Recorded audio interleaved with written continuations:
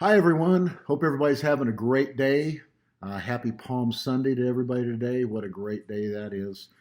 So, today I'm just going to spend a few minutes giving you some encouragement, and then we're going to seek some wisdom together. And, I just want to start off by saying thank you to so many people that have been supportive of this. So many people have commented and reached out to me. And that's just been a great encouragement to me. So, thank you so much.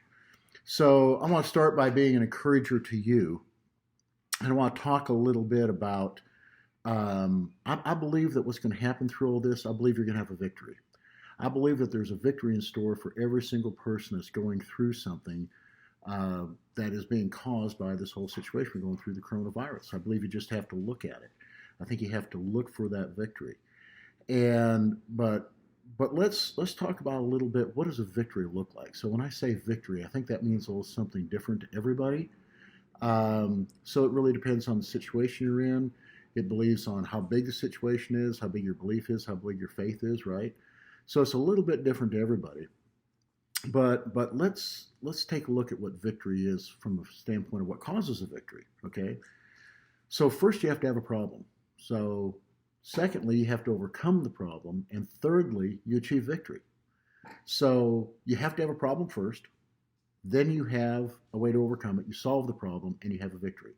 So the bottom line is, if there's no victory, or excuse me, if there's no problem, then there's no overcoming and there's no victory. So really, you look at it from a standpoint as having a victory, we got to find a problem to solve, right? And so you may not know this, but for the most part in life, we get paid for solving problems, right? The greater the problem you solve, the more money you make. And there's always exceptions to that. But let me kind of do a little backstory here. So when my kids, Matthew and Alexis, were I think about 10 and 13, somewhere in there, we're in the car one day driving down the street, and we just heard on the radio, had the radio on, and the news had just reported that there's a new General Motors had just put in place a new CEO. And with that, he had been brought to the table with a $40 million package of bonuses and stock options. And just absolutely amazing, right? And so we're sitting at a light, and next to us was some construction going on. There was four guys there that were digging a ditch. A couple had shovels, a couple had picks, and they're going at it. So I thought, this would be a real great teaching experience for my kids. So I asked them, sitting at that light, I said, "Who do you think works harder, the ditch digger or the CEO of General Motors?" Now, as they're sitting there watching this ditch diggers swing after swing after swing after swing after swing, and how hard they're working, they both looked at that and said, "Probably the ditch digger." I said, "Okay. So who makes more money, the ditch digger or the CEO?" Now, at 10 and 13, they had just heard the same report that I had heard on the radio because we're in the car, but they probably couldn't comprehend what $40 million really was at 10 and 13, but they probably were pretty sure the ditch digger wasn't the guy getting it. And so they both commented, obviously, the CEO. And then the big question, I asked why. And of course, they didn't have an answer. So the answer to that is simply this: he solves bigger problems. So if you get paid in life for solving problems, the bigger the problems you solve, the more money you make. So when they bring a guy like a CEO to the table of General Motors, it's not about the fact that he knows more about cars than anybody. He doesn't know more about assembly line than anybody. He doesn't have a better way of pricing the cars or a better sales pitch than anybody. He simply is better at finding solutions that the company has than anybody else out there. And so not only does he have the ability to solve problems that he's proven throughout his life, but he brings a Rolodex with him, or in today's terms, he's got a smartphone with his relationships in there that he uses to help solve problems. So over his lifetime, he's built up this portfolio of people and relationships that help him solve problems and ultimately give him a victory.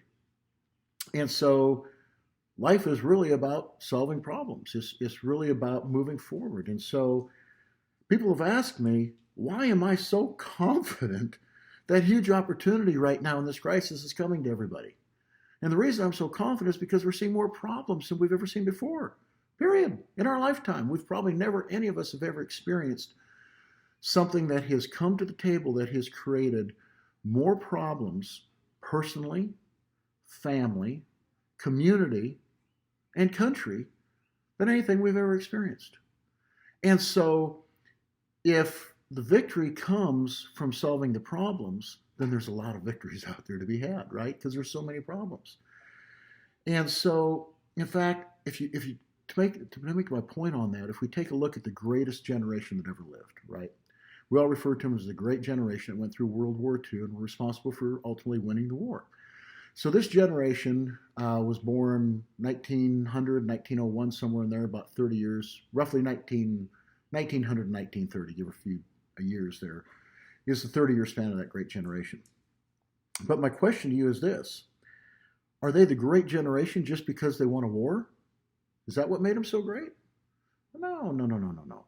What made them so great is that they had to overcome huge problems. They had to find solutions that have never been done before. The whole world came together. The whole country came together. Everybody pitched in. The guys were off to war and the women were working in factories. Everybody pitched in and found a solution. Times were hard. There wasn't enough raw materials to go around. There wasn't enough food to go around. There wasn't enough meat to go around. And out of that, all types of inventions, right? Just because the meat tasted so bad, that's when ketchup was developed, right? So when you study history and you study wealthy people, you find out that a lot of them created a solution to a problem that then gave them and birthed an idea that made them wealthy and changed the history of their family and ultimately all of us that we've been able to profit from that. Or, Heinz ketchup as an example. Who hasn't eaten ketchup, right? So my encouragement to you is look for the problems. So don't look at it from a standpoint of, is this problem going to take me out? Look at it from a standpoint, how do I figure out a way around this problem? How do I solve this problem? Because here's the deal. If you've got a problem that's going on, you're probably not the only one that has that problem. And you figure out how to solve that problem, somebody else wants to figure out how you figured out that situation. They want to know. So in that becomes amazing opportunity. Ideas are birthed. Businesses are birthed. Salaries are increased. Positions are made. People are promoted because they've got ideas that they're bringing to the table and they're able to solve some solutions that nobody else has solved. So I think one of the greatest things that we can do, one of the greatest things you can do for your kids, one of the greatest things you can do for your grandkids, is to teach them, don't fear your problems. Don't run from your problems. Be excited. Be a problem overcomer, because that's what promotes you in life, right? So life is one big stream, one big series of problems that we've got to learn to overcome day after day after day. And the people that don't do so well in life, the people that we see have the biggest problems in life, are the ones that just don't want to solve their problems. They don't want to do whatever it takes to solve the problems. They want to run from the problems. They want to hide from the problems. They don't confront them. And the people that seem to have victory and win big in life are the ones that confront those problems head on and say, I'm going to figure this thing out, right? And so day after day after day, as you're struggling with that problem, here's what happens. You may not have figured out the solution, but you figured out a lot of ways that it doesn't work. Growing up on the farm, my dad used to say, may not have figured out how it works, but I sure have figured out a lot of ways that it doesn't work. And that puts you just that much closer to the solution. And so I hope that encourages you today. I hope you'll look at this whole situation as from a mindset of, I'm going to be a victor. I'm going to have victory when we get to the other side of this deal, versus I'm going to be a victim when we get to the other side of this because of what this has done to me. So I hope that encourages you. Now what I'd like to do is to seek some wisdom from King Solomon. Okay? So King Solomon, of course, is the wisest man that's ever lived, that ever will live. King Solomon was the 10th son of King David in the Old Testament. He was the second son of Bathsheba, who was one of King David's wives. And the cool thing about him is he ruled for 40 years and had 40 years of peace. So you can easily conclude from that. In fact, when you look at this, the thread that runs through all of Proverbs, what you'll see over and over and over is exactly that. That seek wisdom and it will bring you peace. And so that's just one of the reasons that we're going to seek that today. And so now what I want to do is jump in and read. Today I'm going to read Proverbs 5 because there's 31 Proverbs. There's 31 days in the week. We're going through right now. I'm going to be with you each day to the end of the month and going to read the corresponding proverb to the day. So today is the 5th. We're going to read Proverbs 5. I'm going to read this from the NLT, I can't think of what it stands for. The New Living Translation. Thank you.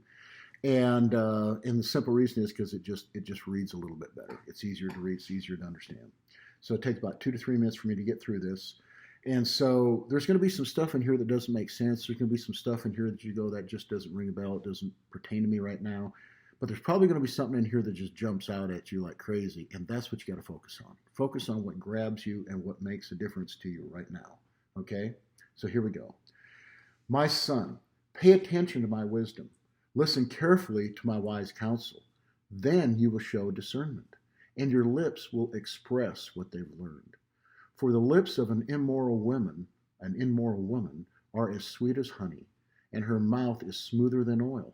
But in the end, she is as bitter as poison, as dangerous as a double-edged sword.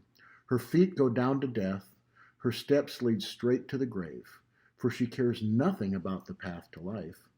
She staggers down a crooked trail and doesn't even realize it. So now, my son, listen to me. Listen to me. Never stray from what I'm about to say. Stay away from her. Don't go near the door of her house. If you do, you will lose your honor, and you will lose it to merciless people and you will lose to merciless people all that you've achieved. Strangers will consume your wealth, and someone else will enjoy the fruits of your labor. In the end, you will groan in anguish when disease consumes your body. You will say, how I hated discipline. If only I had not ignored all the warnings. Oh, why didn't I listen to my teachers?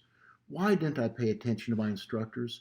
I have come to the brink of utter ruin, and now I must face public disgrace.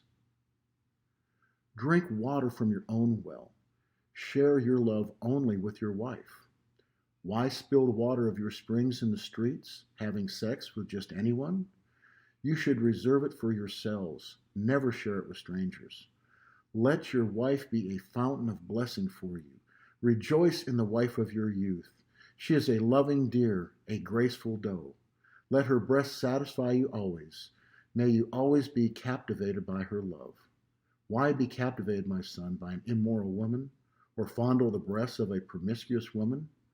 For the Lord sees clearly what a man does, examining every path he takes. An evil man is held captive by his own sins. They are ropes that catch and hold him. He will die for lack of self-control. He will be lost because of his great foolishness. So obviously, hey, there's a whole lot of stuff. There's just so much. But let's just jump into one quick point on this, especially for the sake of time.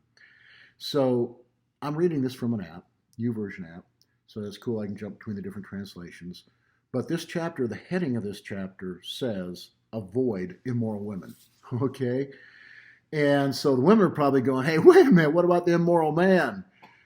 Well, actually, I think this just speaks to both. It's speaking to all immorality, and it's speaking to everything that you're doing wrong, right? So if we just take the big stuff, the obvious stuff he's talking about, let's break that down a little bit. And let's look at this from a little bit different perspective, okay? So let's go back 20, 30, 40 years. And let's just pick a subject. And 20, 30 years ago, that whatever that was pretty well known to be wrong in our culture.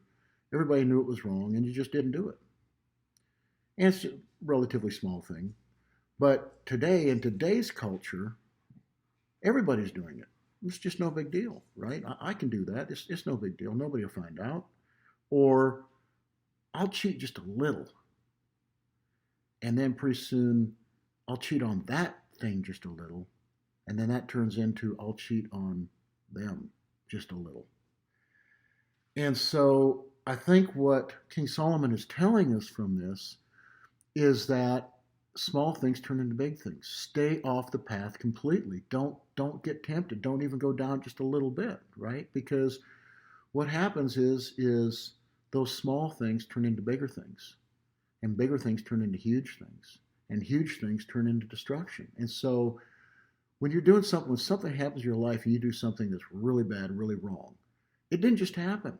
Okay, it started by going down the path with small things, leading to bigger things, leading to bigger things. And you know what? I can cheat on this, nobody knows. I can cheat on my taxes, nobody knows. I can cheat on these weights, nobody knows. I can cut a little here, cut a little there. Everybody does it, no big thing. And then the next thing you know, catastrophe hits and changes your life. And it's too late at that point. So with that, let's just focus on staying on the right path. Let's focus on trying to do the right things. Let's focus on being a better person and helping other people being a better person. So guys, I hope, guys and gals, I hope this was helpful to people out there today. I hope you grasped something from this. I hope it was an encouragement to you. I hope that seeking some wisdom with me today, you can see that as a benefit, because I'm going to be back here tomorrow also. And as always, if you're somebody that's gone through some really tough stuff right now and you really need some prayer, please comment on this post. Let me pray for you. And there's a lot of other people watching that would love to pray for you also. Don't go through this alone. Reach out and get some prayer and some help. And I also, several people have asked me about my pastor, Keith Craft. And so if you'd like to learn more about him, if you'd like to follow him, if you'd like to listen to services, Pastor Keith Craft, pastor of Elevate Life Church, Frisco, Texas. You can see our services online at elevate.life. It's Elevate Life, or you can get there by elevatelife.com, but elevate.life also. And Keith Craft on just every social media out there. You can find him out there and follow him, and some great stuff. So guys, again, I'm believing the best for you. I'm believing the best in you. I believe that God's got great things coming for you. I believe that you have not seen your best days yet. It's not about what has happened. It's about what's going to happen in your future, not just for you, but for your kids and your kids' kids and your kids' kids' kids. All right? Great things are happening. Keep looking up. God bless everybody. Have a great day. Thank you for watching.